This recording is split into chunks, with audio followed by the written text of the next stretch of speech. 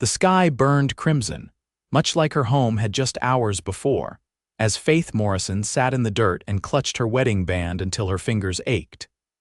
Tears carved clean lines down her soot-covered face as she stared at the smoldering ruins of what had been her life for the past 3 years. The remote Colorado homestead she and her husband William had built with their own hands was now nothing but charred timber and ash in the spring of 1874. "William," she whispered, her voice breaking as she recalled the consumption that had taken him just 4 months prior. Now she had lost everything else too. The fire had started in the kitchen while she was gathering eggs, and within minutes, the dry timber had been consumed by hungry flames. She'd only managed to save a small trunk containing her husband's letters, her mother's silver hairbrush, and a few pieces of clothing. The creak of leather and the soft snort of a horse made her turn. A tall figure on horseback appeared from the trail that led through the pines. Faith stiffened, one hand instinctively going to her husband's old Colt revolver that she'd managed to salvage. "Madam," the rider approached slowly, hands visible on his saddle horn. "Saw the smoke from 3 miles back. You hurt?" He dismounted gracefully, keeping his distance as he assessed the devastation.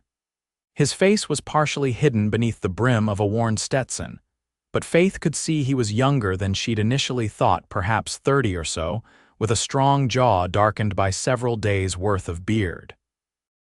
"I'm not injured," Faith said, her voice hoarse from crying and smoke. She was 28, a widow and now homeless on the Colorado frontier. "The fire took it all." The stranger removed his hat, revealing tousled dark hair and concerned hazel eyes. "Name's Xavier Nash. Most folks call me Zav. I've got a place about 5 miles west. You got somewhere to go, Mrs. Morrison, Faith Morrison." She brushed dirt from her skirt, suddenly aware of her disheveled appearance. "And no, Mr. Nash, I have nowhere to go." Xavier surveyed the still smoking ruins, his expression grim. "Nightfall's coming. You can't stay here. I've got a spare room. It's not much, but it's dry and safe." Faith hesitated, measuring the man before her. He stood straight but relaxed, no hint of threat in his posture. His clothes were worn but clean canvas pants, a faded blue shirt, and a leather vest. The revolver at his hip seemed more tool than weapon. "I appreciate the offer, Mr. Nash, but I hardly know you." A ghost of a smile touched his lips. "Caution's wise out here. If it helps, I can take you to the Hendersons' place instead. It's a bit further, but Margaret Henderson's good people." The mention of the Hendersons, a family Faith had met at the general store in town, eased her wariness slightly. "I can't leave," Faith said, looking back at the ruins. "My husband is buried on this land. I can't just abandon it." Xavier nodded, understanding in his eyes. "Then I'll bring back help tomorrow. We can salvage what's left, maybe start rebuilding. For tonight, you need shelter." Faith thought of the coming night, the predators both animal and human that roamed these parts. She had her revolver and 6 bullets, but little else. "Very well, Mr. Nash. I'll accept your hospitality for tonight." They gathered what little she'd saved before the fire and secured it to Xavier's horse. He offered his hand to help her mount, then swung up behind her, keeping a respectful distance as they rode west. Xavier's place turned out to be a well-constructed cabin with a small barn and corral. It sat nestled against a stand of pine trees with a creek running nearby. Simple but sturdy, it spoke of a man who knew how to work with his hands. "It's not much," Xavier said as he helped her down, "but the roof doesn't leak and the stove works." Inside, the cabin was surprisingly tidy. A main room with a stone fireplace, a kitchen area, and 2 doors Faith assumed led to bedrooms. "You can take my room," Xavier said, gesturing to the larger of the 2 doors. "I'll bunk in the spare. There's clean water in the pitcher if you want to wash up. I'll see to some supper." Faith found herself in a simple but comfortable room. A bed with a patchwork quilt, a small chest of drawers, and a washstand. The normalcy of it after the day's horror brought tears to her eyes again. She washed her face and hands, combed her auburn hair, and changed into the one clean dress she'd managed to save. When she emerged, Xavier had a pot of stew warming on the stove and a pot of coffee brewing. "You live out here alone, Mr. Nash?" Faith asked, taking the seat he offered at the small table. Xavier nodded. "Going on 5 years now, came west after the war, needed space and quiet." He didn't elaborate on which side he'd fought for, and Faith didn't ask. "What do you do, for work, I mean?" "Bit of everything. Break horses for the big ranches mostly. Do some hunting and trapping in winter, enough to get by." He ladled stew into a bowl and placed it before her. "It's venison, shot it yesterday." The food was simple but good. They ate mostly in silence, the events of the day weighing heavily on Faith. "Thank you," she said finally. "For the meal, for everything." Xavier merely nodded. "Get some rest, Mrs. Morrison. Tomorrow we'll figure out what's next." Faith slept fitfully that night, haunted by flames and loss. When dawn broke, she found Xavier already up, coffee made and breakfast cooking. "There's folks willing to help," he said without preamble. "Spoke to some neighbors yesterday before finding you. I'll ride into town today, gather supplies. With luck, we can get a temporary shelter up by nightfall." Faith studied him, puzzled by this stranger's willingness to help. "Why are you doing this, Mr. Nash?" Xavier turned from the stove, his expression solemn. "Because someone did the same for me once when I needed it most, and out here we look after our own." True to his word, Xavier returned mid-morning with 3 wagons. 2 carried lumber and supplies, the third brought the Hendersons and their grown son, plus the blacksmith from town and his wife. "Faith," Margaret Henderson embraced her warmly. "When Xavier told us what happened, we came straight away. You'll stay with us until—" "I'm staying on my land," Faith interrupted gently, "but I'm grateful for your help in rebuilding." The work began immediately. The men cleared the burned remains while the women sorted through the ashes for anything salvageable. Xavier worked tirelessly, directing the construction of a simple but solid 1-room cabin. It wouldn't be much, but it would keep Faith sheltered until something more permanent could be built. As the sun began to set, the basic structure was complete: 4 walls and a roof. The floor was packed earth, the furnishings sparse. A bed loaned by the Hendersons, a small table and chair, and a cast iron stove that had survived the fire with only minor damage. "It's not much," Xavier said apologetically as the others departed, promising to return soon. Faith stood in the doorway of her new home, emotions overwhelming her. "It's everything," she said softly. "I have no words to thank you properly." Xavier shifted uncomfortably. "No need for thanks. I'll camp nearby tonight, keep watch. We'll continue work tomorrow." Over the next 2 weeks, Xavier proved as good as his word. Each day he arrived at dawn, worked until dusk, and then retired to a small camp he'd set up at the edge of Faith's property. Other neighbors helped when they could, but it was Xavier who remained constant.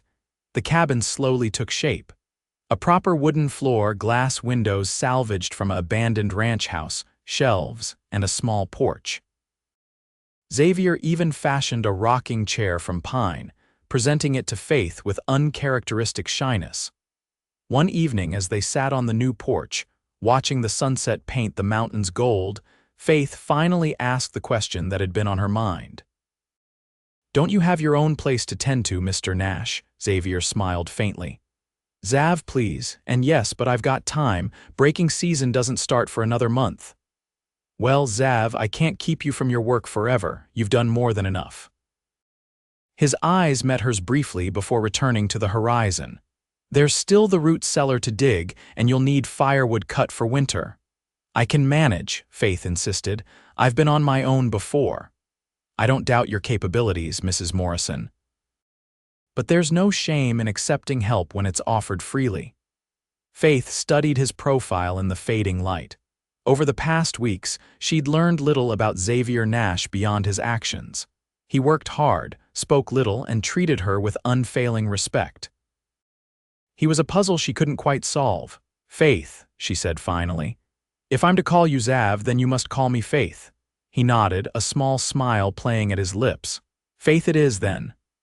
As spring warmed into summer, Xavier's daily presence became a comfortable constant in Faith's life. He helped her plant a garden, built a small chicken coop, and even brought her 2 milk cows payment, he claimed, for helping a rancher break a particularly difficult stallion. Faith noticed changes in herself too. The crushing weight of grief began to ease, making room for other feelings: gratitude, contentment, and something else she wasn't ready to name. Sometimes she caught Xavier watching her with an expression that made her heart quicken, but he always looked away quickly. One evening in early July, Xavier arrived with an unexpected addition to his usual supplies. "What on earth is that?" Faith asked, eyeing the large, flat wooden structure tied to his wagon. "Table," he answered simply, untying the ropes. "Proper one. Figured you'd need it now that your house is looking more like a home." Together they carried it inside. It was beautifully made, the wood sanded smooth and polished to a warm glow. "Did you make this?" Faith ran her hand over the surface, admiring the craftsmanship. Xavier nodded, uncharacteristically self-conscious. "Had some time between jobs." Faith impulsively reached out and squeezed his hand. "It's beautiful, thank you." Their eyes met, and for a moment neither moved. Faith became acutely aware of the rough warmth of his hand beneath hers, the slight quickening of his breath. Something shifted between them, a door opening to possibilities she hadn't allowed herself to consider. The moment broke when Xavier cleared his throat and gently withdrew his hand. "Best be getting back. Got an early start tomorrow." That night, Faith lay awake longer than usual, her thoughts in turmoil. It had been nearly 7 months since William's passing. The acute pain of loss had gradually given way to a gentler sadness, a space in her heart that would always belong to her first love. But now there was Xavier. Quiet, steadfast Xavier who asked for nothing but gave everything. Was it disloyal to feel this flutter in her chest when he was near? To look forward to his arrival each day, to imagine in moments of weakness what it might be like to feel his arms around her. The next day brought change in the form of a thunderstorm. Dark clouds rolled in by mid-afternoon, bringing wind and sheets of rain that turned the dirt yard to mud within minutes. Xavier and Faith rushed to secure the animals and garden before taking shelter in the cabin. "Looks like we're in for a real gully washer," Xavier remarked, removing his dripping hat. His shirt clung to his shoulders, revealing the strength built from years of physical labor. Faith busied herself stoking the fire, trying to ignore the awareness that prickled along her skin. "You can't head back in this. You'll have to wait it out." The small cabin suddenly felt much smaller as they moved around each other, preparing a simple meal as thunder rumbled overhead. They ate at the new table, making careful conversation about the weather, the garden, anything but the tension that hummed between them. As evening settled in, and the storm showed no signs of abating, Faith faced a delicate situation. "You'll have to stay the night," she said, trying to sound matter-of-fact. "You can take the bed, I'll make a pallet by the fire." Xavier shook his head firmly. "I'm not taking your bed, I'll be fine on the floor." In the end, they compromised. Faith took the bed while Xavier made himself comfortable on a bedroll near the stove, a respectful distance maintained between them. Faith extinguished the lamp and lay in the darkness, acutely aware of Xavier's presence just feet away.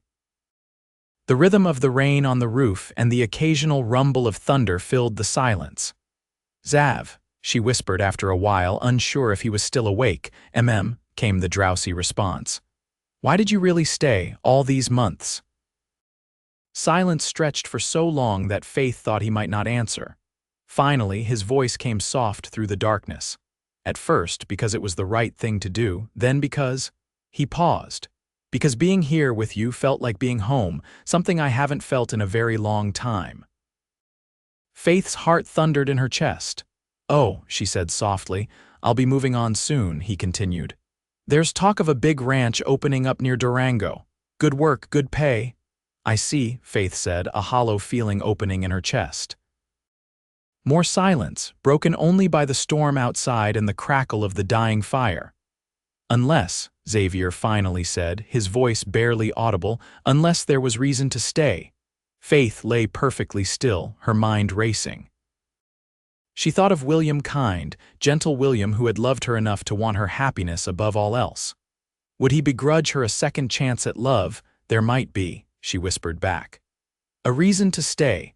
Morning found them both shy, dancing around the words spoken in darkness. Xavier left early, claiming chores at his own place, but promised to return the next day. Faith spent the day in a state of nervous anticipation, alternating between certainty and doubt. By the time Xavier's wagon appeared on the horizon the following afternoon, she changed her dress twice and rearranged the cabin's few decorative items multiple times. He approached with something hidden behind his back, a boyish nervousness about him that Faith found endearing. "Brought you something," he said, producing a small bouquet of wildflowers. Faith accepted them with a smile. "They're beautiful." "Faith," Xavier began, removing his hat and running a hand through his hair. "I'm not much good with words, never have been. But these past months, working alongside you, seeing your strength and your heart, it's made me want things I thought I'd given up on." Faith's breath caught in her throat. "What things?" "A home. A family." His eyes met hers, vulnerability and hope evident in their depths. "A partner to share it all with." Faith stepped closer, close enough to feel the warmth radiating from him. "Are you asking me something, Xavier Nash?" He nodded, swallowing hard. "I am. I'm asking if you might consider letting me build my home here next to yours. Not to replace what you lost, but to start something new, together." Faith looked at this man who had appeared when she needed him most, who had rebuilt her home and slowly but surely helped rebuild her heart.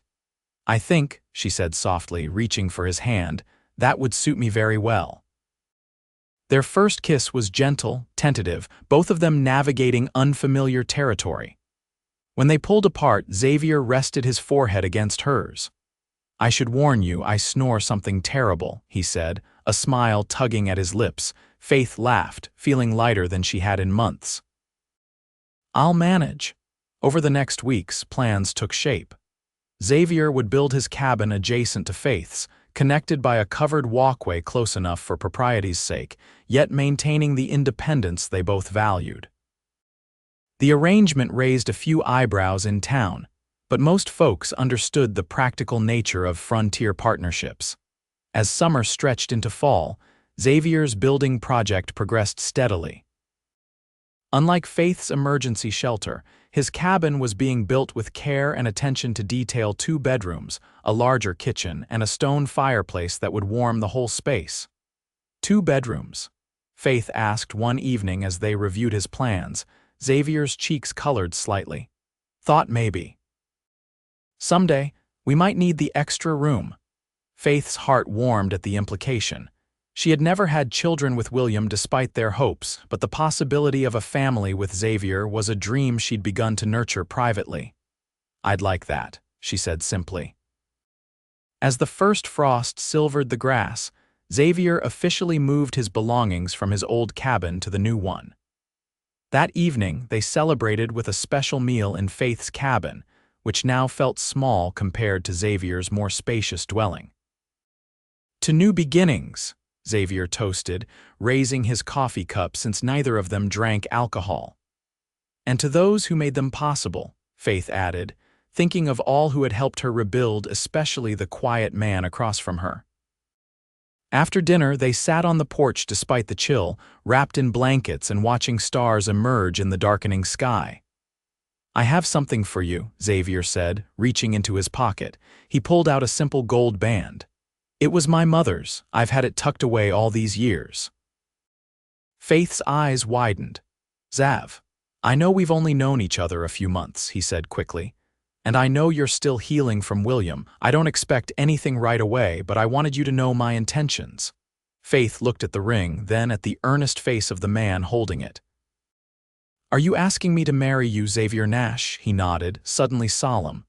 "I am. Not today, not tomorrow, but when you're ready, if you're ready." Faith thought of the journey that had brought her here, the loss, the fire, the rebuilding. And through it all, this man who had asked for nothing but had given everything. "I don't need more time," she said softly. "My heart knows what it wants." She held out her left hand and Xavier slipped the ring onto her finger. It fit perfectly as if it had been made for her. "We can keep it simple," he said. "Judge Harmon can perform the ceremony next time we're in town." Faith leaned into his embrace, savoring the sense of rightness of coming home. "I'd like that." They were married 2 weeks later in a small ceremony at the town hall, with the Hendersons as witnesses. Faith wore a new blue dress, and Xavier surprised her by appearing in a proper suit, his hair neatly trimmed and face freshly shaved. "You clean up nicely, Mr. Nash," she teased as they rode home afterward. "Don't get used to it, Mrs. Nash," he replied with a grin. "These duds are for special occasions only." That night, they stayed in Xavier's cabin, their cabin now, and discovered the sweet, sometimes awkward but ultimately joyful language of new lovers. Faith had worried that memories of William might intrude, but she found that love didn't diminish past love. It simply created its own space in her heart. As winter settled over the Colorado mountains, Faith and Xavier established the rhythms of their shared life. They moved between the two cabins, as needed, using the larger one for daily living and the smaller for storage and occasional guests. Xavier continued his horse-breaking work, but stayed closer to home, turning down jobs that would take him away for extended periods. Faith expanded her garden plans for spring and began selling eggs and butter in town, establishing herself as more than just the widow or Nash's wife. Together, they made improvements to both properties, creating a homestead that blended both their visions. It wasn't always smooth. They had disagreements. Xavier's tendency toward overprotectiveness clashed with Faith's hard-won independence. Faith's occasional melancholy over William tested Xavier's patience, despite his understanding. But they learned to navigate these waters together, building a relationship founded on mutual respect and growing love. One evening in late February, as snow fell softly outside, Faith and Xavier sat before the fireplace in their main cabin. Xavier was carving a small wooden horse while Faith mended one of his shirts. "What would you think," Faith said casually, not looking up from her stitching, "about turning that second bedroom into a nursery come summer?"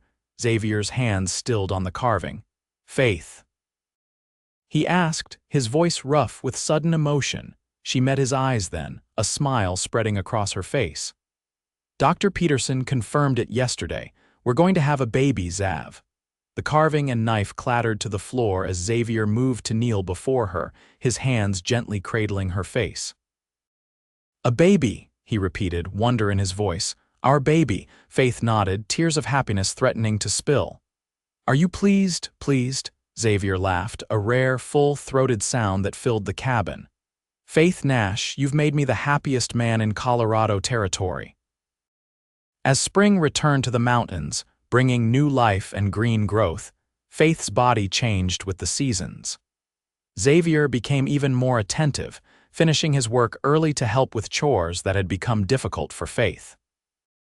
He expanded the garden, built a larger chicken coop, and began construction on a proper barn.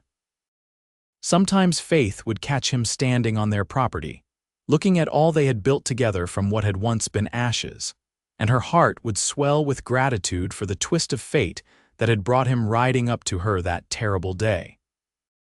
Their daughter, Elizabeth Margaret Nash, was born on a warm September evening in 1875, with Margaret Henderson serving as midwife and Xavier pacing anxiously outside until the first cries announced her arrival. "She has your eyes," Faith whispered as Xavier held his daughter for the first time, his large hands trembling slightly as he cradled the tiny bundle. "And your strength," he replied, his voice thick with emotion. "Look what you did, Faith. Look what we made together." As autumn painted the aspen trees gold, the Nash homestead stood as a testament to resilience and new beginnings. Two cabins connected by more than just a covered walkway, connected by love that had grown from tragedy and kindness. Often, Faith would rock Elizabeth on the porch while watching Xavier tend to the horses or work in the fields. Sometimes her thoughts would drift to William, to the life they'd planned but never got to live. There was sadness in those memories, but no longer the sharp pain of fresh grief. "I think William would approve," she told Xavier one evening as they watched the sunset together, Elizabeth sleeping peacefully in her father's arms. "Of you, of us." Xavier kissed her forehead gently. "I hope so. I'll spend my life trying to be worthy of the trust you've placed in me." "You already are," Faith assured him, leaning into his solid presence. As winter approached once more, the Nash family prepared for their first Christmas together. Xavier had built a cradle for Elizabeth and was secretly working on a surprise for Faith, a proper writing desk where she could continue the journal she'd started, documenting their life together for their daughter to read someday. Faith, meanwhile, had been saving egg and butter money for months to buy Xavier a new saddle to replace his worn one, with the help of Mr. Henderson, who had smuggled it home without Xavier's knowledge. On Christmas Eve, as snow fell gently outside and a fire crackled in the hearth, Faith looked around their home at the cradle where Elizabeth slept peacefully, at the table where they shared meals and dreams, at the man who had rebuilt not just her home but her heart, and knew that from the ashes of her greatest loss had risen her greatest blessing. "What are you thinking?" Xavier asked, noting her pensive expression. Faith smiled, taking his hand in hers. "I'm thinking that sometimes the end of one story is just the beginning of another, and I'm very grateful for our beginning, Xavier Nash." He squeezed her hand, his eyes reflecting the same gratitude. "To beginnings," he said softly, "and to all the chapters yet to come."